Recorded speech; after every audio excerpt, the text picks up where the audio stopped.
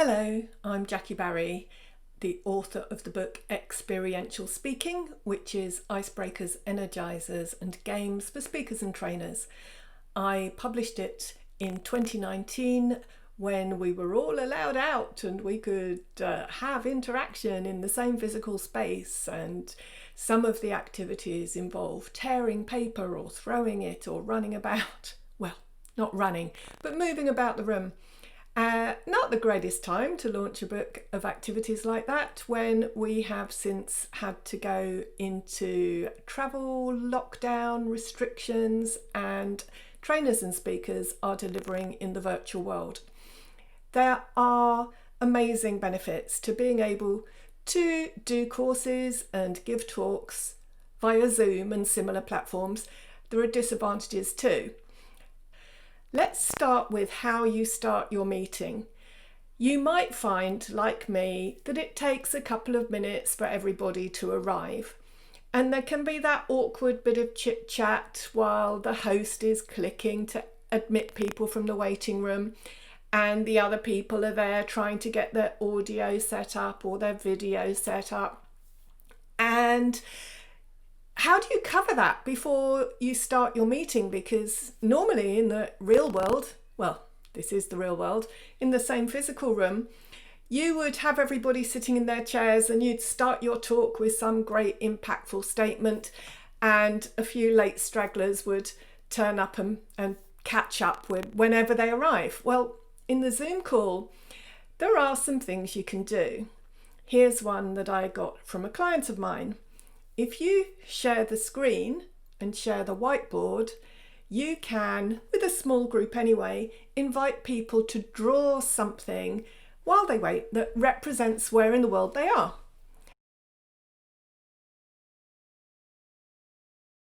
In my case, I would probably draw a picture of David Bowie because I live in the town in South London where he first became famous. And that can lead to some interesting discussion while you're waiting for everyone to arrive so that you can start with your impactful opening statement for the content of your talk. An easier way maybe, if you've got more people and you don't want to share the whiteboard for risk of people drawing inappropriate things, then you can just in the chat invite people to type where in the world they are. And you can make a comment on that and thank them for dialing in from other parts of the world, maybe in different time zones. Or you can introduce people who perhaps never knew they were so closely geographically connected.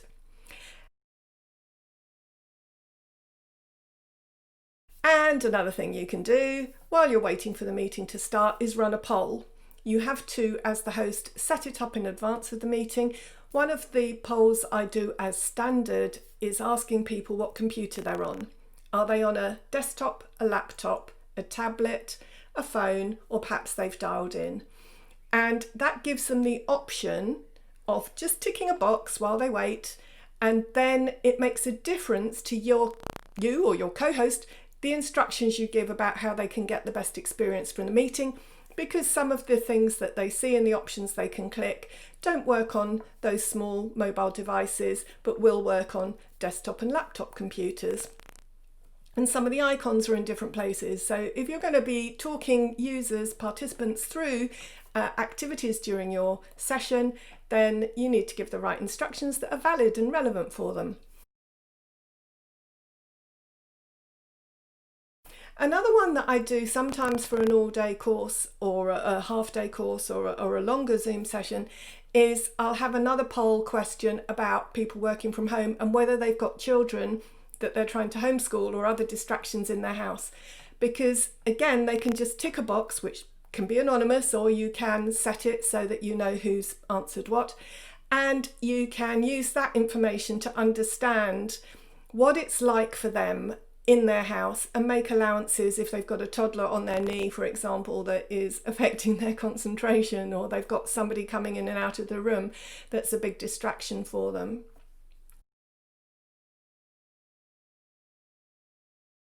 Why experiential speaking?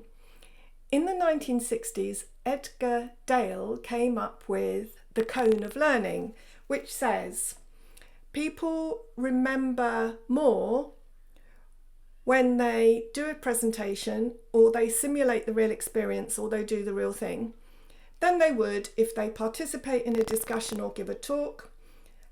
Even that helps them remember more than just watching something, looking at an exhibit, seeing a demo or observing it. And all that is more memorable than just looking at pictures, hearing words or reading. And there is some percentages put against that, although that wasn't in his original research. The first, top of the pyramid, is all passive learning, and the bottom of the pyramid is more active learning. And this particularly makes a difference depending what it is that you, the speaker, are trying to teach. If it's something that people need to actually do, then if in your session you can make a way for them to do it, it's really going to help them remember it rather than listening to you describe it or seeing pictures of somebody else doing it.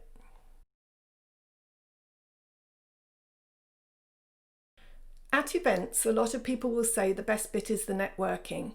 And even online, you can contrive ways for people to get to know each other better.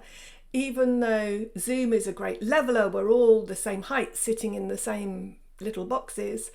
And so how do you play some games that are going to make people comfortable because they'll be working together or during this session and create some team building and some bonding? Here are some ideas.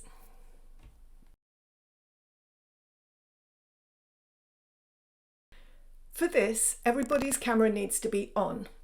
Then you ask them to close their eyes for 3 seconds, and at the end of the 3 seconds they need to have taken a position, some kind of pose that works within the confines of the screen, whatever it may be. And then after 3 seconds they all open their eyes, they hold that pose, freeze in that pose, and then they are to look at everyone on their screen, which if they're looking on a desktop they might see 25 faces. If they're looking on a phone held landscape format, they'll only see 4. But their task is to slowly morph to match whatever pose somebody else is in. And what you will see is this lovely screen of everybody slowly moving until they might at some point all reach consensus and be in the same position at the same time.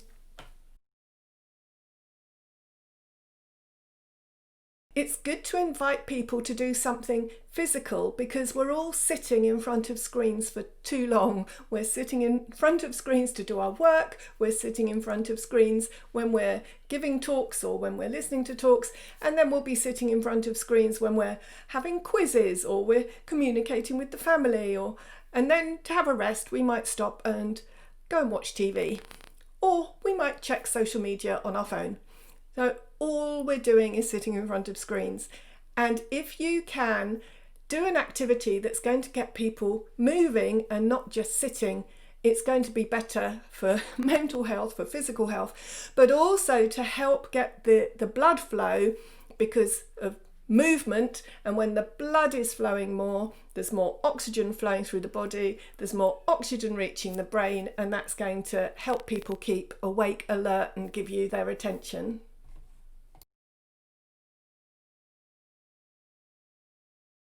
On the subject of a getting to know you session, if you've got a group who already know each other pretty well, one of the things you can do is send them off into breakout rooms, just using the inbuilt technology for whichever platform you're using, and give them a task. Set them a time limit of 2 or 3 minutes if it's 2 or 3 people in each room, or 3 or 4 people in each room, and tell them they each need to think of a fascinating fact about themselves, and they must all be true except one person has to think of a lie. Once they've worked out each a fascinating fact about themselves that the other people don't know, one of them being a lie, everyone else telling the truth, you close the breakout rooms, have everyone back in the main room, and then room by room, breakout room by breakout room, while they're off in their breakouts, you, the host, can see who's where, so you can make a note of it and remind them if they don't know. Then you can invite them to present their facts one by one, and the rest of the group have to vote on which one they think is the lie. That is a common party game, and it's a common getting to know you game in the real room. You can do it in a virtual room just as well.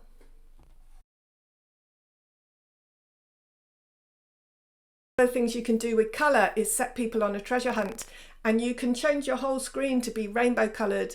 Let's say you send them off around the house, give them the health and safety warning to say no running, it's not a race, but tell them to go and find something blue and hold it up to their camera.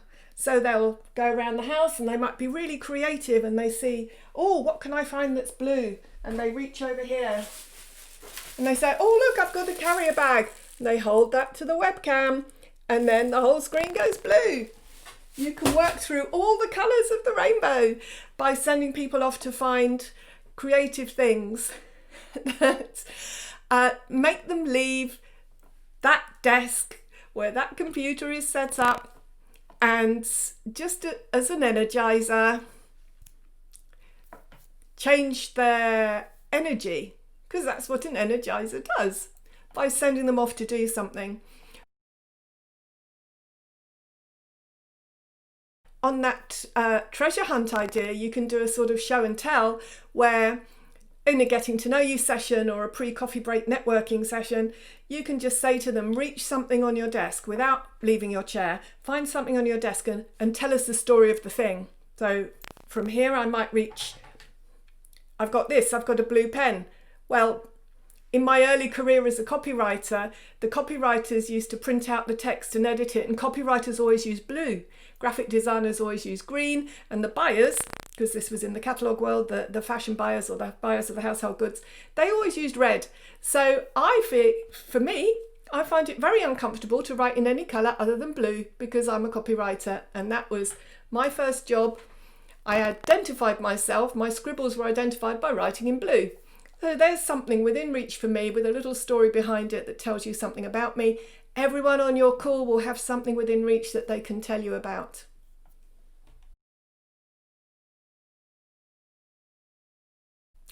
In the book is the pig personality profile. I didn't invent it, it's all over Google, and it's useful as a warm-up activity, especially if you're talking about psychometric profiling of any sort. It's fun, it's not scientifically valid, but people can draw a pig on a piece of paper or a post-it note, a sticky note at their own desk, and when they've drawn it, hold it up to the camera, and you can then read out the interpretation of all those pig drawings.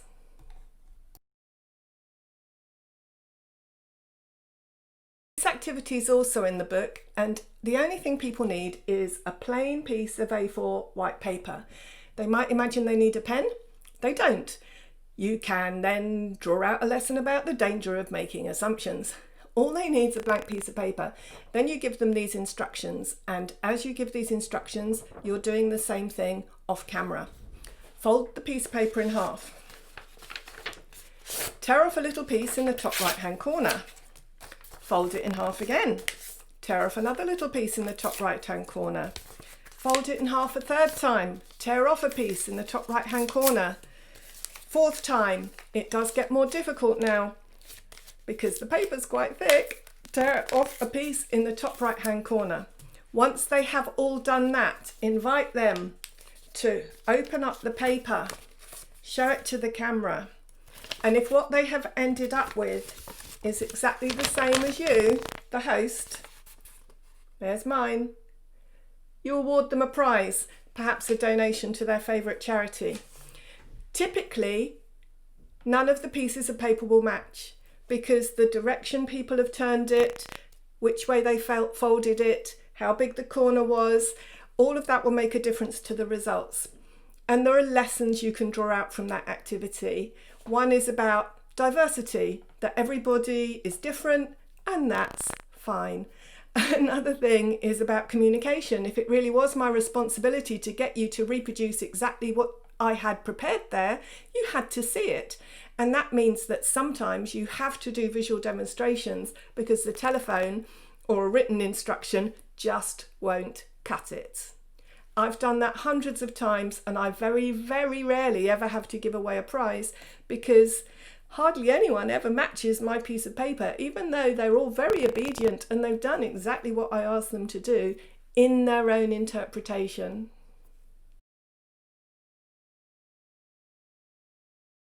You might know that one of the things you can do on Zoom is hide non-video participants. Now that can be useful. As host, you can't control the view that everybody else sees. Even if you spotlight someone, if they choose at their end on their device to click gallery view, they're going to see gallery view. If they choose to pin someone, they're going to see a close-up of the person they pinned. Doesn't matter if you've set it to speaker view by default or gallery view or spotlight at your end, everyone has the power to see what they want to see. But there are ways to play with what you can and can't do. If you practice with people turning their cameras on and off, then you could, for example, make sure everyone's camera was off and only the 2, 3 or 4 speakers that you wanted to be seen have their cameras on. If everyone obeys this and then they click hide non-video participants, which you can do in 2 ways, either at the bottom of the screen where you've got the little up pointing arrow by the video icon, go to video options, choose it there, or if someone's camera's off and you've got the little black square with their name on it and perhaps their photo, there'll be 3 dots in the corner of the square. Click that, the 3 little dots, and it will say hide non-video participants. Then anyone whose camera's off, they will all disappear from the screen, and the only people there will be the people who are on screen with their cameras on. Once people get the hang of it, you can then play a game that helps show people that have things in common and disappear, vanish everyone that doesn't. It's a getting to know you activity. So let's say it's known in some parts as never have I ever. In my book it's called pennies in a basket because you play it with pennies and people collect a pile of coins. But let's say we were playing this and I say, never have I ever seen the film Rocky. If you have seen the film Rocky, you turn your camera off. All the non-video participants vanish from the screen. You can bring them back because there's a little thing at the top that says show non-video participants, or back in your video options under that up pointing arrow. Then you've only got the people on screen who haven't seen Rocky and you can have a little bonding moment. Then the next person asks the next question. Let's say, I've never baked bread. At that point, everyone who has baked bread vanishes. Everybody else that hasn't baked bread, a new combination of people are on screen. It's just a fun way of mixing up the view, getting people's attention, learning a little something about each other, maybe warming up your session or your team building group or your project group, whoever it might be, and making the Zoom experience a bit more engaging and fun.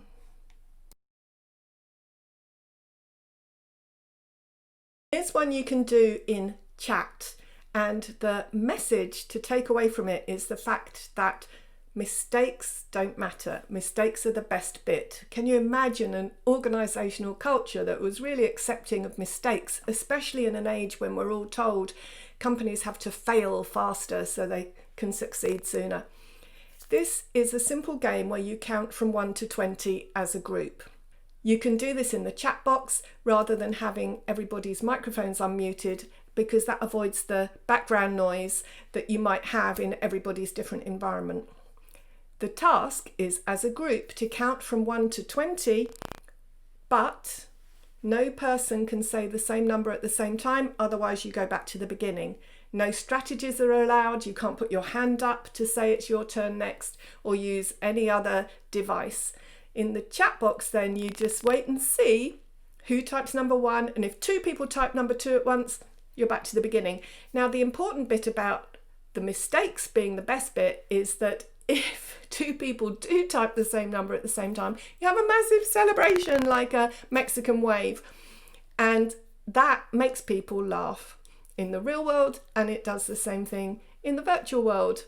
If you do get to 20, then it's even a bigger celebration. You can get them to click the reaction icon with the applauding hands, or you can get them to do deaf clapping, which is waving your hands by your ears. And it's another thing that is just a little bit more fun than sitting and passively listening to the content where somebody's explaining, oh yes, don't worry about making mistakes in our organisation because mistakes are the best bits.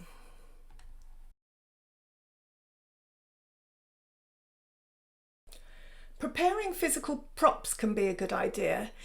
This pick a card technique is commonly used by speakers including Alan Stevens. I've seen Lee Jackson do it. You prepare your talk, you prepare some topics on cards, and you invite the audience to choose a number. And they choose number 3.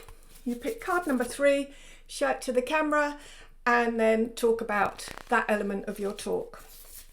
Some other props you can prepare. For example, Mark Lee has pieces of paper with ticks and crosses and comments on. You can pre-prepare little signs that you hold up to the camera, and it just makes it a bit more interesting. You can get creative with your signs. It just makes it more interesting for the viewer, and if you wanted to, you could make those signs all branded up and email them to your audience in advance and get them to print them out so they're ready, and they also have those little props printed and ready that they can hold up. It just makes more of a change than using those non-verbal reactions in the participant panel where people can tick or cross across or put a thumbs up, any of those things, because we're trying to keep them engaged and moving, therefore making them do something in their real world. It helps them pay attention in the virtual world.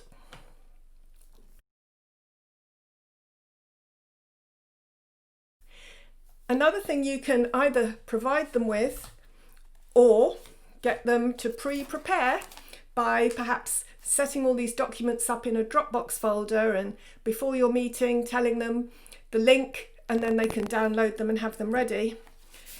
Audience voting. Yes, you can have Slido or Mentimeter or polls, but physical voting can be fun too, because you can give them coloured cards. These would be for traffic light voting, and if you ask a question and they think the answer is no, you get them to hold up the red card. If they think it's yes, they hold up the green card. If they're not sure, they can hold up the amber card. You would probably write on your cards yes, no, maybe. If anyone's colourblind, then that's going to make it easier for them.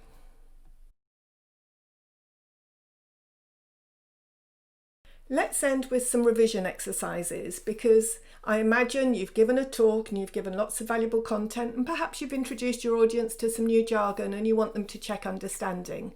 One of the ways to do it is to play what in the physical space I call the hat game, because you fold up all these words and put them in a hat, and then you go round the table and people pick them out one by one, and the rest of them have to guess the word, the clue, the phrase that's on the piece of paper in various different games. The first one would be charades. Online, you do the same thing, but you do it as the host by typing a private message to each person whose turn it is so they see what the word is, and you have a timer set for 1 or 2 minutes, depending how many people you've got and how much time you've got. So the first time round, the person you've typed the word that they're going to need to act, then they have to act a charade and the rest of the group have to guess. You go round the whole room till everybody's done a charade, and someone can pass if they don't want to act it out. If they can't think of a good action for that phrase, they pass and you give them the next one. So pre-type it so you're ready and you can just click enter or return and they get their clue quickly. When everyone guesses, that person counts up how many they've got right in that time, and it moves around the table. Why this is important is then next you do the same words, the same clues, go round again, but this time instead of playing charades, they play the game Articulate, which is where you describe the word without using the word. So charades, you act it out without speaking. In Articulate, you describe it without acting. Well, the words get easier the second time around because most people in the room know what the words are that are in the metaphorical hat. You might even have a real hat on your desk in front of you, so they can see you pick it out before you type it to the next player. You can play any number of games. You can do it as a drawing game round where they have to draw the thing and hold it to their camera for people to guess. There's loads more ideas in my book.